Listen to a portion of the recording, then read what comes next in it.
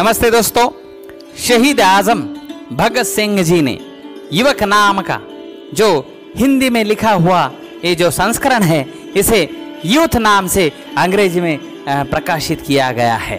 और यह जो यूथ नामक नाम से जो अंग्रेजी में भगत सिंह जी का ये जो निबंध है, इसे जो प्रकाशित किया गया है, ये बहुत ही उस समय का बहुत ही प्रसिद्ध लेख हुआ है। और भगत सिंह जी ने युवक नाम से यह साप्ताहिक मतवाला नाम का जो एक साप्ताहिक है, यह 16 मई 1925 को इस देश के नौजवानों को जगाने के लिए और ये जो अन्यायकारी अंग्रेजी सरकार है उसके खिलाफ नौजवानों को जगाने के लिए ये बहुत ही सुंदर ये जो निबंध है उन्होंने लिखा है। दोस्तों, इस निबंध में शहीद आजम भगत सिंह हमें क्या जगाते हैं, क्या है युवक, क्या है मानव जीवन में युवक यौवन बसंत का मौसम है। इस दौरान व्यक्ति पागल हो सकता है। पागल का मतलब एक्चुअल पागल नहीं है। पागल कोई अगर हम धैर्य रख के निकलते हैं तो उस हमारे धैर्य से हम पागल हो जाना चाहिए। उसे 1000 बोतलों का नशा महसूस होता है। यहाँ यही दोस्तों, यही बहुत ही जरूरी है। हम बाहर से कोई नशा करने की जरूरत नहीं है। युवा जो हमारी उम्र है वही हमारी नशा है, और यह नशा हमें हमारी जिंदगी को संवारने के लिए इस्तेमाल करनी है। युवक क्या है? इस समय में सृष्टिकर्ता द्वारा प्रदत्त सभी शक्तियां 1000 धाराओं की तरह बसंत करती है युवक में। एक हाथी के रूप में युवक बेकाबू हो गया। मानसून के मौसम में काले बादलों के रूप में बेकाबू, विनाश के युग में एक मजबूत तूफान के रूप में उग्र, एक नए वसंत की चमेली की कली के रूप में, निविदा के रूप में, ज्वालामुखी के रूप में, असहनीय और जैसे सुबह के गीत के रूप में मीठा यौवन की उम्र है। देखो दोस्तों, कैसे कैसे उपमाएं भगत सिंह जी देते हैं। युवक एक ज्वालामुखी है और यह यौवन दीप्तिमान भोर का वैभव है, रेशमी सूर्यास्त की चमक है, पतझड़ की पूर्णिमा का मधुर, गर्मी और वर्ष के छठे महीने में गर्म चांदनी रात की भयानक मध्यरात्रि युवावस्था में सन्निहित है। मानव शरीर में यौवन का मौसम क्रांतिकारी की जेब में बम की तरह है, साजिशकर्ता की बेल्ट के नीचे भरी हुई रिवॉल्वर की तरह है, युद्ध प्रेमी के हाथ में तलवार है। भगवान 16 से यह युवक एक ऐसा समय है, 16 से 25 साल तक हमें भगवान एक खाल और हड्डी के बक्से में हर संभव कोलाहल भरते हैं। 10 वर्षों तक यह अशांत नाव एक तूफान के बीच में उछलती है। देखने में यौवन, देखो दोस्तों क्या क्या लिखते हैं, देखने में यौवन काल अंधियारी जोशीली धरती से अधिक आकर्षित प्रतीत होता है, लेकिन यह भूकंप की भयावहता से भरा हुआ है। यही कारण है कि युवावस्था में मनुष्य के लिए केवल 2 मार्ग उपलब्ध है। कौन से? वह या तो प्रगति के उच्चतम शिखर पर चढ़ सकता है या सबसे गहरे रसातल में गिर सकता है। यही दोस्तों, यह आपके हाथ में है। यह आपको प्रगति के उच्चतम शिखर पर चढ़ना है या गहरे रसातल में गिरना है। दोस्तों, यह आपका काम है। आप मीडिया पे अलग अलग मीडिया पे ज्यादा समय व्यतीत न करते हुए पढ़ाई में ध्यान देना चाहिए। क्या है युवक? वह चाहे तो तपस्वी हो सकता है या वह परोपकारी बन सकता है। वह देवता, देवदूत या राक्षस भी बन सकता है। दोस्तों देखो, हमारे सामने उदाहरण है। छत्रपति शिवाजी महाराज 16 साल के होते हैं और खुद का साम्राज्य खड़ा करते हैं। संत ज्ञानेश्वर खुद ऐसे लेखक बनते हैं, या और भी ऐसे बहुत क्रांतिकारी है। स्वामी विवेकानंद है, छत्रपति संभाजी महाराज है, डॉक्टर बाबा साहब अम्बेडकर है।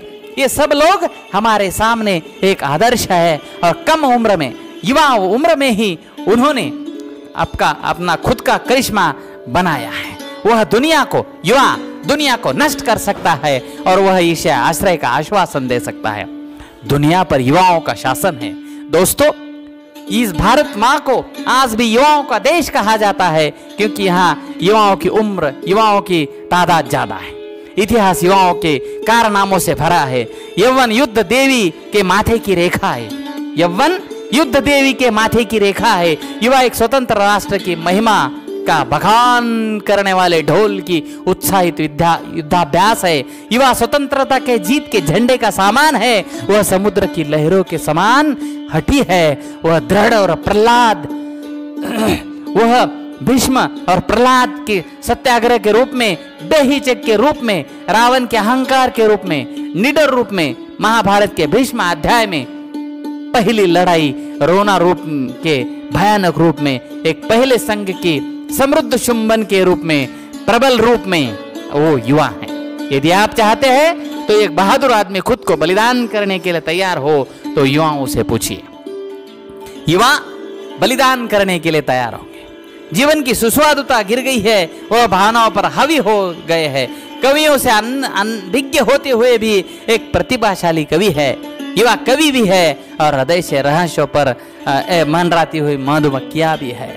वह रस की परिभाषा नहीं जानता, लेकिन उसे वास्तव में इसकी एक व्यवहारिक समझ है। यौवन सृजन की एक विशेष समस्या है। वह ईश्वर की सृष्टि की महिमा का एक उत्कृष्ट उदाहरण है। युवा सूर्यास्त के समय नदी के किनारे घंटों बैठ सकता है। वह क्षितिज की ओर अपनी लाल किरणों के साथ यात्रा करते हुए मंत्र मुग्ध होकर टकटकी लगाकर देख सकता है। वह उस मधुर राग में लीन हो जाता है जो पार से आ रहा है। अजीब है उसका जीवन, अद्भुत है उसका साहस, अटूट है उसका उत्साह। यह कौन है? ये युवा है। यह तुम हम है दोस्तों। युवक चिंताओं से मुक्त है। युवक सावधान है। अगर वह किसी काम में लग जाए तो रात भर जागना उसके लिए बच्चों का खेल है। गर्मी की दोपहर में धूप उसके लिए बसंत की चांदनी है। मानसून में बारिश, उत्सव में फूलों की बारिश है। दाह संस्कार की शांति है। मैदान एक बगीचे में पक्षियों का युद्ध है। वह चाहे तो समाज और समुदाय को प्रबुद्ध कर सकता है, देश का सम्मान बनाए रख सकता है, राष्ट्र का चेहरा रोशन कर सकता है और यहाँ तक कि बड़ी साम्राज्यवादी शक्तियों को भी मात दे सकता है। ये कौन है? ये युवा है, ये युवक है। पद दलितों का उत्थान और संसार का उद्धार उन्हीं के हाथ में है। वह इस दुनिया के इस विशाल मंच के सबसे कुशल खिलाड़ी है। कौन है यह? यह युवक है। अगर खून की कुर्बानी जरूरत है तो इसे ये युवा के अलावा कौन दे सकता है? यदि आप बलिदान चाहते हैं तो आपको इसके लिए एक युवा की तलाश करनी होगी। यह युवा ही होता है जो किसी भी समुदाय के भाग्य का निर्माता होता है। एक पश्चिमी विद्वान ने ठीक ही कहा है, यह एक स्थापित सत्यवाद है। यह एक स्थापित सत्यवाद है जहां यह एक स्थापित सत्यवाद है जहां युवक, हमारे एक पश्चिमी विद्वान ने ठीक कहा है, एक स्थापित सत्यवाद है कि आज के युवा कल के देशवासी है। अपने हाथों में भूमि की ऊंच नियति को पकड़े हुए है। वे बीज है जो वसंत और फल देते हैं। इसका मतलब है कि आज युवा देश के भाग्य का निर्माता है। युवा भविष्य की सफलता के बीज है। दोस्तों, यह सब युवाओं के लिए अलग अलग उपमाएं भगत सिंह जी शहीद आजम देते हैं। दुनिया के इतिहास के पन्ने खोलो, यह युवाओं के खून में लिखे अमर संदेशों से भरा है। संसार में हुए क्रांतिकारी परिवर्तनों के विवरणों के खंगालिए तो ऐसा युवा ही मिलेंगे जिन्हें ज्ञानियों ने पागल और गुमराह कहा है। लेकिन क्या निंदक समझ सकते हैं कि वे जापान युवक कौन से स्टील के आदमी थे जिन्होंने देशभक्ति से ओतप्रोत होकर अपनी लाशों से किलों की खाई पर पुल बनाया। एक सच्चा युवा बिना किसी हिचकिचाहट के मौत को गले लगाता है। अपने पैरों में इसे छाती को राइफलों के सामने दबाता है, मुस्कुराता है जैसे वह तोफ के मुंह पर बैठता है। राष्ट्रीय गीत में लोहे के कफ के जंगल में फट जाता है और फांसी पर झूलता है एक मजाकिया हंसी के साथ। यस, सही है दोस्तों, यह सिर्फ युवा ही कर सकता है। जिस दिन उसे फांसी दी जाती है उस दिन उसका वजन बढ़ जाता है। वह युवा ही होता है जो जेल में चक्की पीसते हुए एक प्रेरक मंत्र गुनगुनाता है और वह अपने देश को अंधेरे में डूबकर अपने देश को अंधेरे से बाहर निकालता है।